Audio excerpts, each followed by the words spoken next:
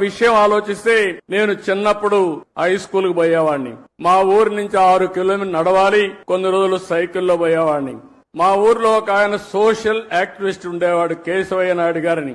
ఆయన పని ఎక్కడన్నా అడవుల్లోకి మేకలొచ్చినా అటవీ సంపద ఎవరన్నా కొట్టేస్తా ఉన్నా పిటిషన్లు పెట్టి యాక్షన్ తీసుకునే కార్యక్రమం చేసేవాడు. ఆ రోజు ఒక రోజు మేము వెళ్తా ఉంటే మమ్మల్ని అందరినీ పిలిచి ఇది కాపాడాలి, మీ సహకారం కావాలని చెప్పి మా దగ్గర ఫారెస్ట్ ఆఫీసర్లకు ఫోన్లు చేపించాడు, మా దగ్గర లెటర్లు పెట్టించాడు. దానివల్ల ఫారెస్ట్ ఆఫీసర్లు వచ్చి ఇమీడియట్ గా యాక్షన్ తీసుకునేవాళ్లు. అంటే ఒక పర్యావరణాన్ని కాపాడడం కోసం విద్యార్థుల్లో స్ఫూర్తి నింపిన వ్యక్తి కేశవయ్య నాయుడు. అలాంటి వ్యక్తి ఇప్పుడు కూడా నాకు జ్ఞాపకం ఉంటాడని చెప్పి మీ అందరికీ తెలియజేస్తున్నా. మీలో కూడా గుర్తుపెట్టుకోవాలి, పిల్లలు బాగా చదువుతున్నారు, నాలెడ్జ్ తో ముందుకు పోతున్నారు. భవిష్యత్ అంటే ఒక చదివే కాదు, నాలెడ్జే కాదు, మనం అన్ని రంగాల్లో అభివృద్ధి కావాల్సిన అవసరం ఉంది. ఈ రోజు ప్లాస్టిక్ ఉంది, చాలా ప్రమాదకరం. నిన్నే మా కృష్ణయ్య గారు ఒక ఆర్టికల్ రాశాడు, చూశాను.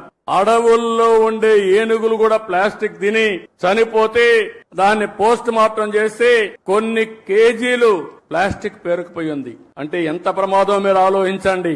ఈ రోజు మనం తినే తిండి కూడా ప్లాస్టిక్ అంతా ఉపయోగించిన తిండి మనం తింటున్నాం. మన పొలాలకేసి అవి అదే విధంగా తయారయ్యే పరిస్థితి వచ్చింది. మన పశువులు కూడా ఈ ప్లాస్టిక్ ఇవన్నీ తిని ఆ పాలు మనం తాగుతున్నామంటే ఎంత వాతావరణాన్ని కాలుష్యం చేస్తున్నామో మనం గుర్తుపెట్టుకోవాల్సిన అవసరం ఉంది.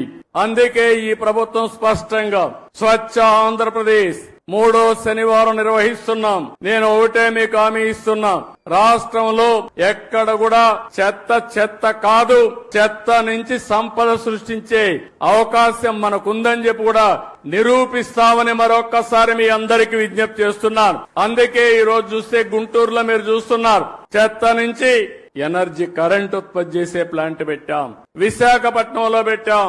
ఇప్పటికి అన్ని ప్లాంట్స్ పెట్టి కంప్లీట్ చేసేవాళ్ళం, కానీ గడిచిన ప్రభుత్వం దీనిపైన కూడా సీత కన్నేశారు. దీనివల్ల ఇబ్బంది పడ్డాం.